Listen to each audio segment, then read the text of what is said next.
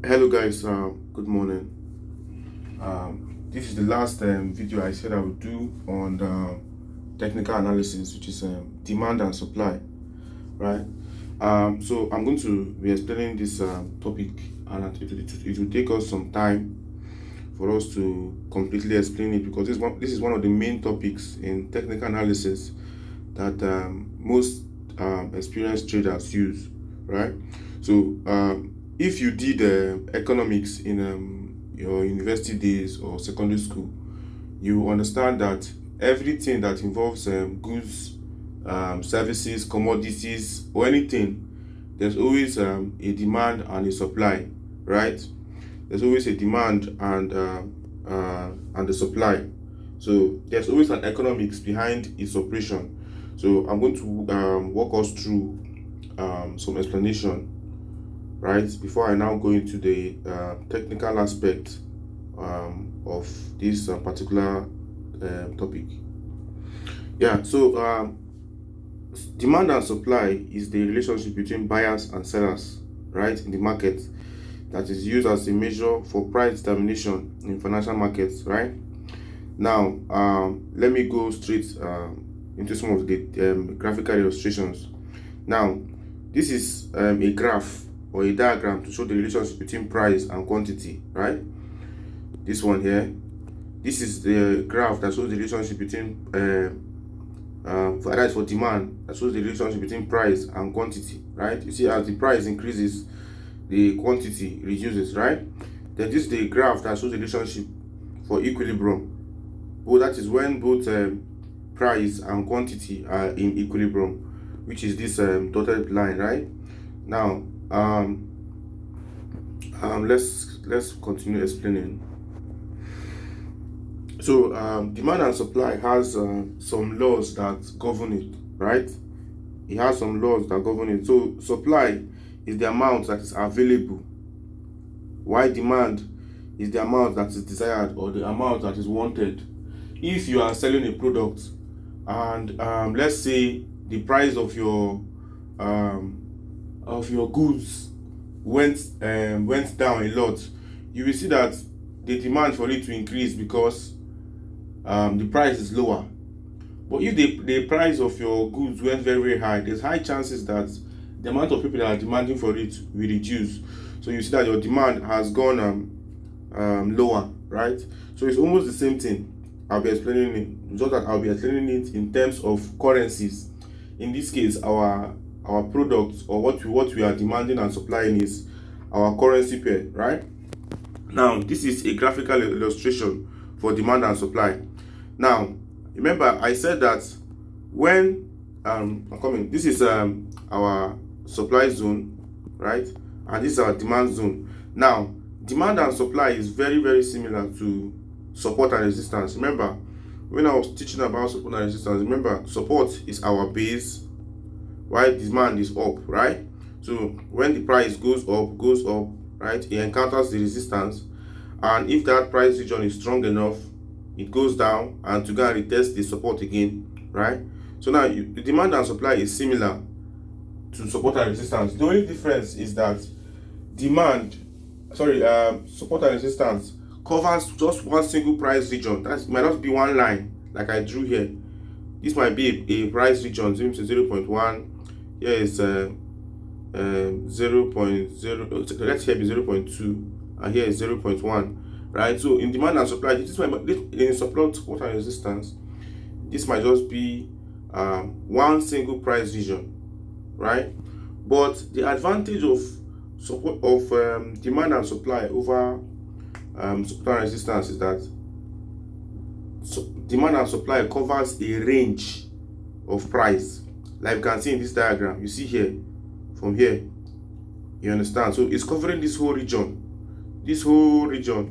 here. To see it, it doesn't just cover one line like demand, like support and resistance. It covers a region, you get, just as we can see here, like this, a whole region. This is a price region, this is a price region, right? So it means that if price comes in between those regions, right, you begin to consider to either place your buy or your sell orders, right? Unlike in support and resistance where it has to be on that particular price level. That is that line you have drawn before you can make your trading decisions. But in supply and demand, it is a price region, right? Now, as you can see now, you will see that in this price region here, right, you see that different candles were forming, right? See them, different candles were forming in the region, in the price region, right? See them, different candles were forming in the price region. Different candles were forming in the price region. Look at it. Different candles were forming in the price region. Look at it, right? Now, I remember I said that when the price of your goods goes down, that is to say, it becomes cheaper. It becomes cheap. It becomes cheaper, right? There's high chance that more people will want to buy it. That is to say, the demand will increase, which means you will sell more. But when the price of your goods becomes too high, right, it means that the demand will drop, just like that, right? So now, this is just a graphical illustration for supply, demand and supply. But when I've gone deeper into this explanation, I will take us to our MetaTrader app and show us more practical examples of demand and supply, so that you understand better, right? Now, let me just give one example again. Let's say this is the market, right? Different candles are forming, right? Then this is a region. This is a region. Once it comes to this region, even though whether it touches the region or it goes into this region we have marked, once it's around all these regions, then, right, what it means is that we mark at this point, we begin to set our pending orders, or we begin to enter the market at these particular regions, because they are the points of our concentration. You understand? So let's keep going. So how does demand and supply work? Look at it. How does demand and supply work? Now, demand and supply works by analyzing the quantity of buyers and sellers within the forex market. Quantity of buyers and sellers within the forex market. Remember, I said that when the price increases, the supply reduces, and when the price reduces, the demand increases, right? Now, when you see that the market is going up, remember, when we talk about uptrending market, I say that it means that the bulls are in control. That's the buyers. When we talk about downtrending market, it means that the bears are in control, right? Now, what does this mean? When the price is around the demand zone, it simply means that the buyers or the bears, that is the region of control of the bears. It means that once price reaches this region of the bears, there's high chance that the bears will take over and push price up. As you can see in this illustration here, if you see this, see when price came to this demand zone, look at the next candles that formed. We're all bearish candles. The same thing, when it touches here again, bearish candles, the bulls took over. When it came here, bullish candles. So it just means that when price reaches these particular regions, depending on where it forms, the bulls or the bears take control. When it forms in supply zone, the bears, look at the candles just selling, the bears take control. When it came here, the bears took control, right? When it came to the same region again, the bears took control. So it just simply means the quantity of the buyers and sellers in the forex market. If price is within the range of the supply, market will sell. That is, the sellers will take control. If price is within the range of the demand, it means that the buyers will take control, just like that. How does supply and demand influence market price? Now, I gave an illustration using this when the South African Reserve Bank, right, increases the interest rate, For this example, I'm using South Africa. And not Nigeria. I'm using South Africa as an example. Now, an entire chain reaction will be set in motion due to the forces of demand and supply. Right now, what this means is that investors that are holding the trade, or investors that are buying, or are still in the market in that particular time the interest rate was increased, right? We receive a higher rate of interest than they would have previously done, right? Now, what this means is that more traders want to buy. When you increase interest rates, it just means that there's higher chance of them making more money, right? Now, from this diagram, this is the diagram that illustrates what happened. You notice that as they increased interest rates here, right, price went up. You understand? So this is just another example, right? When the South African Reserve Bank increased interest rates, and that's another one here. This is another one. Price increased as a result of what? Increase in interest rates. Just keep following with me gradually. This topic is a little bit complicated, but with time you understand, right? Now, for you to understand demand and supply zones, you need to understand, like I said in the beginning of this video, that supply and demand are observable areas. That is, areas that are very visible, that price have visited severally, that price have gone to those areas severally, right?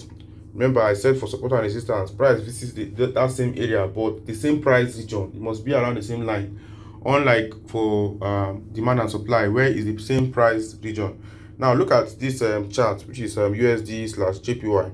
Now, if you look at they use the triangle, right, to map out the regions of demand and supply, right? They use the triangle to map out the regions of demand and supply. Now look at this. Now look at all these arrows. Let's start with this one, the one for supply. Look, price came to this region, right? They marked it out. You can see price, this is 1, this is 2. Price came back to this region again. This is 3, right? This is 3, this is 4, right? You see that price kept on visiting that same region. There's no specific line, it's just a region. Once price touches it or comes inside of it, right, it is a demand or supply zone. Why look at the one for demand here? Price, it came here, touched it. This is 1, this is 2, right? It came back to that region. This is 3. It came back to that region. This is 4. Before it went up and broke out of that region, right? So once I will show you how to mark out what to make you to be able to mark out these supply and demand zones using your rectangles to mark them out, right? I'm going to show you practically how you can use your rectangle tool to be able to mark out your demand and supply zone. So here are 3 tips for using demand and supply. 3 tips.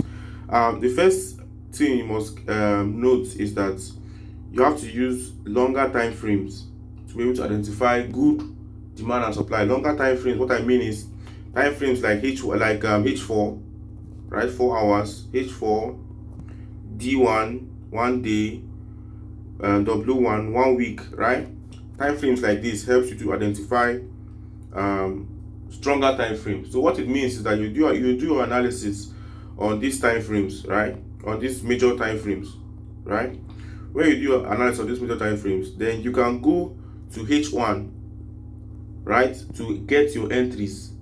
You understand? So your analysis on bigger time frames is to help you get stronger price region. Because if you are doing analysis on time frames like 30 minutes, 16 minutes, you won't really get a clear picture of what is actually happening in the long term, right? So you use stronger time frames, that's bigger time frames. Then identify strong moves of those potential demand and supply. What it means is that let's say this is our supply, this is our demand. When we're talking about identify strong, what it means is that when price reaches those those particular regions, massive candles, as big, either big bearish candles or big bullish candles forms. When big bearish or big bullish candles forms around those regions, it means that there's high liquidity. High liquidity means there's plenty money in the market or in the forex market at that region. Remember, I told you when price comes around the demand, it means that the buyers are buying. So if they are buying around the demand, they will buy with a high buying pressure, right? And when it's around this supply zone, they will sell with a massive selling pressure, right? So you need to identify those strong moves to be able to know that these are valid demand and supply zones. Then another thing you can do is you can also use indicators to help you identify these zones. Remember, I talked about pivot points. You understand? So you can use pivot point calculator to help you calculate these strong areas of demand and supply. If you have forgotten about the pivot point, maybe you just go back to the video on pivot point and rewatch it so that you understand how to apply it for demand and supply. Now look, in the second one I said identify strong moves of potential demand and supply zones. Now look at this diagram. Now you notice that when price came to this supply zone, see the candles that are started forming were big, massive candles, right? When price came to this demand, massive candles to start forming. So what it means is that price can be ranging in between, but the moment it gets to this demand and supply zone, you notice sharp price movements. It means that there is high liquidity. Most traders have already placed their pending orders, that is market orders, to get executed either for buy or for sell. So those are specific areas of interest you need to take note of. You understand, right? So remember, sharp price movements around our demand and supply zones. So these are other diagrams, right, to help you understand it clearly, right? Now and another tool you can combine with you can use to help you understand or make good decisions, right, is the Fibonacci retracement tool. Remember, I talked about Fibonacci. If you have forgotten about the Fibonacci retracement tool, you need to go back and rewatch the video on Fibonacci retracement, right? Now the Fibonacci tool helps you to identify potential or good supply zones. Now if you look at this diagram here, they drew the Fibonacci retracement. Look at it. Then look at this 61.8 region, 61.8. Now this 61.8 Fibonacci level is regarded as a significant level and corresponds with the supply zone. So you can draw using your Fibonacci retracement tool. Remember, from the low to the high, right? You draw it. Now when you draw it, you will see that around that 61.8 Fibonacci retracement level, price usually holds at that point. It's a very significant level. So you can just, when you have drawn your Fibonacci retracement tool, bring out your triangle and map it out.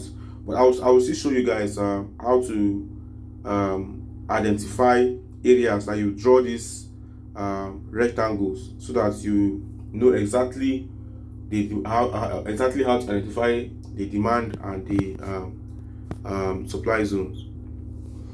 So I'm going to talk about some of the strategies that we can use to be able to trade demand and supply. Now the first strategy we're going to be talking about is the range trading. Remember, I talked about when the market is ranging, what it just means is this is this area, this is our supply, this is our demand. Range just means that it keeps trading in between a particular narrow range, right? So these two regions that is trading in between is a range. Now you can use, to be able to trade this range trading strategy effectively, you can use the stochastic indicator or the relative strength index to help you to identify oversold and overbought regions. Remember when I was talking about relative strength index and stochastic oscillator, they have, I think they have this. You see, this is from 80 to 100, then this is from 0 to 20, right? This is one is the overbought. Here is the overbought region, and here is the oversold region, right? So, and if you are using the stochastic oscillator, you will not make any trading decision in between this point until it gets to the overbought or the oversold. It's just almost the same principle. So you can use the stochastic oscillator and its relative strength index to help you identify those areas. And remember, you are not making any trading decision in between the overbought and oversold region. What it means that even in demand and supply, you will ignore what is happening in between. Your primary place of interest is your demand and your supply, right? And among the three strategies I mentioned, I said you will go to a higher time frame and identify and spot out these zones, right? Then when you have spotted them, you come back to your lower time frames, right, and draw them, and so that make your entries on your lower time frame. So it's just almost the same thing, right? So that's why you see that I have been teaching topics step by step because you keep on reaching places where you need to combine one or two topics you have learned in the past and to be able to help you make trading decisions, right? So this is just it. For the range trading strategy, you need to combine the relative strength index and stochastic oscillator to help you make better trading decisions. Like in this diagram here, look at it. This is the stochastic oscillator, right? Now these regions here, like I drew, are the overbought region, and this region down here are the oversold region, right? Now if you notice, we only make entries when price gets to the oversold region and overbought region. Now if you can make reference with this diagram here to this diagram here, these two diagrams, you can make reference to them in the sense that if you notice that the moment price came to the oversold region here, right, notice that, sorry, to the supply zone, price was sold. The same thing, when price came to this region here, is sold. So you can see that this indicator is showing you practically how to use your indicator, you understand, or how you can combine your indicator with your demand and supply zones to give you a very clear picture of what is actually happening in the market, you understand. So you notice that even here too, even in our demand zone, look at this arrow that points up. When price came to this oversold region, which is the demand zone, it bought, right? It bought, right? When it came back to the supply zone, which is the overbought region here, it sold. Look at the arrow. Just use the arrows to compare it. It's the same thing. So you can combine your indicator, your relative strength index, and the demand and supply to help you make better trading decisions, to give you stronger confirmations, right? So this is just one of the strategies. This is the range trading. Remember, range means it must be trading within a particular range. Just like in this diagram, it went up here, came down a little bit, it broke out of here, it still came down, right, and came back to this our demand zone, went up again to demand zone, came down a little bit, broke it out more, came down, then range went touched back the supply zone, came back to our demand zone, just like that. It just kept on trading in between the range. This is the range trading strategy, and to help you make better decisions in the range trading strategy, you can combine your relative strength index indicator or your stochastic oscillator, which makes use of the overbought and the oversold region, right? So this is just one of the trading strategy. The next trading strategy is the breakout strategy. So the breakout strategy now. In the breakout strategy, what we are trying to do is we're not trying to trade the range. What do I mean? Previously, I said that for range trading, right? This is our supply zone. This is our demand zone. When I was talking about for range trading, what it means is that we only make entries when it gets to this point, our supply or our demand zone. So what it means is that our entries are around these zones, right? So we are really interested in trading within the range. But for if we want to make use of the breakout strategy, what it means is that we're waiting for the market to break out from the range. Like as you can see in this diagram here, the market was trading within the range here, right? But if you want to make use of the range trading, the breakout strategy, we are waiting for the market to break out of this range. Then we make our entries when it breaks out of the range. You know, one thing you need to always remember is that in every financial market, no market can keep buying or selling forever, or no market can maintain a particular structure forever. It keeps changing structure, it keeps changing direction. So if it has been ranging for a particular period of time, you need to anticipate that there is going to be a change. There's going to be a change in direction. You understand? Or if it has been trading in a range for a long time, a point will reach where it will break out from that range. Now, if you want to make use of the range trading strategy, what you are going to do is you're going to wait for it when it breaks out from that range. But now there's one problem with this breakout strategy. The problem is that it can break out and you base your entry, and you notice that it will come back to retest that same zone, like it did in this diagram here, right? It broke out from the zone, right? Came down and still came back to retest this zone. Even in I think in support and resistance, when I told you that when price breaks the support or resistance, before you make entry, that is, you're using the breakout strategy for support and resistance, always check first or wait, let it come and retest. You understand? Because most of the time when the market breaks a region or a price area or a zone, it will always come back to retest that zone. Then if it cannot break it again, it will continue falling or to continue buying, just as you can see in this diagram here, right? So it broke out here, came back and retested the zone, and as it couldn't break past it, it continued selling. So now this breakout strategy, what it means is that when you observe or when you see a breakout from the zone or from the range it was initially in, you wait for it to retrace back to that zone, which is this. It retraced back here.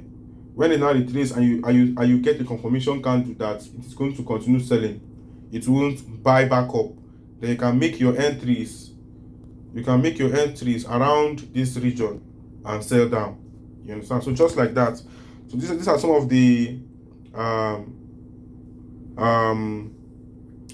strategies you need to have in your mind, or these are some of the things you need to have in your mind when using the either the range trading or the breakout strategy. You need to have these things in your mind. Okay, now we can use the demand and supply zones as a risk management parameter. Risk management parameter, what do I mean by that? I mean that, you know, if you are entering any trade, you need to have your stop loss, you need to have your take profit, you need to have that is the amount of your pips you are targeting, right? Now we can use both our supply and demand zone as areas for our stop loss and our take profit. Now let me show you an example. Now in the diagram, you can see here now, you see that the root stops for short positions, stops for long positions, short positions. Now what it means is that if I am currently in a let's say a demand zone, right? A demand zone. What it means is that if I have already marked out the region of demand or the region of supply, what it means is that since I have observed that price keeps ranging or price doesn't cross that particular region, I can set my stop loss a little bit above or below that region, depending on whether I'm buying or selling. If it's a case where I am selling, what it means is that I will set my stop loss above my supply zone, as you can see in this diagram. Then if I'm buying, I will set my stop loss below, below the demand zone. Remember, I also talked about this in support and resistance, where I said that when you have marked out the price region for support and resistance, you can place your stop loss above or below the entries. I talked about all these things. So the principles behind support and resistance and demand and supply is very similar, right? It's very, very similar. The only thing is that in demand and supply, you are covering a range of price. That's why you need to use your triangle to mark it out. Unlike in support and resistance, where you just need to use one line, right? So now, if I have cited out a supply zone, right, or a demand zone, if I am currently in a demand zone, what it means is that I search out for the closest supply zone and set it as my take profit, as my TP, right? Then remember, my stop loss will be a little bit below a demand zone. But if it's in a case where I am selling, my stop loss will be above my supply zone. Then for my take profit, I check for the closest demand zone and set it as my TP, because I know that when price reaches that demand zone, the buyers will take control, or when price reaches the supply zone, the sellers will take control. So these are some of the things that once you understand, it helps you to understand what is at play in the market. You get, so it gives you a clearer picture of what is happening. You understand? Okay, there are some slight differences between demand and supply and support and resistance, right? Now look at this table here. Now, supply and demand, like I've always said, it is represented by a broad price region. Remember, I said support and resistance is just one line, which is just one price region, while demand and supply is a price region which you use a rectangle to represent, right? Then another advantage is supply and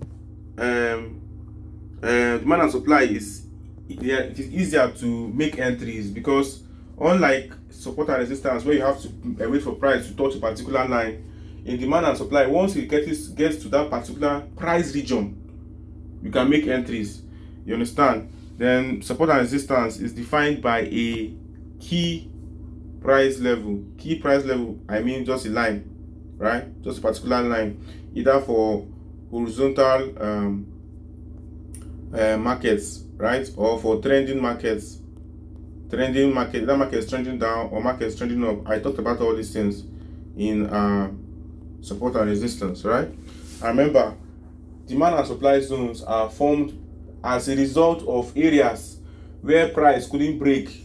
Remember, if you have this, right, price comes here the first time, it touches this zone, or it enters a little bit, comes down, it comes again, it couldn't pass this region, it goes down, it comes again, it touches here, it comes down, just like that. It just represents an area that price couldn't just break.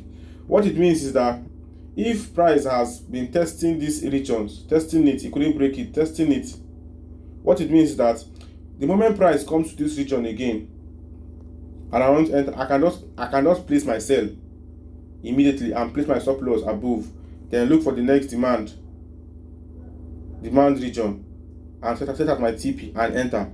So you see that you don't have to wait for it to reach a particular price region. You understand? So it becomes easier for you to get good trade entries using demand and supply. So I am going to stop this first part of demand and supply here, right? So if you have any questions, remember I am going to attach a group to our WhatsApp link on this video in the comment section, right? So you can ask any question you don't understand in the comment section, or join our WhatsApp group and ask your question there. We'll explain for you. And another thing you need to take note of is you might need to increase the picture quality of the video so you can have a clearer view of the videos. You understand? And don't forget to subscribe to the YouTube channel. And for as many of your friends that want to learn how to trade for free, every single content on my YouTube channel is completely free. I think this is the last topic for price action, right? The last topic I am currently taking for Forex, right? So if you have any of your friends that want to learn, you can share this channel with them. Every single thing on the channel is completely free, you understand? So don't forget to subscribe and like the video. I'm going to post the next part of this video, because this is the first part for supply and demand. Thank you for your time.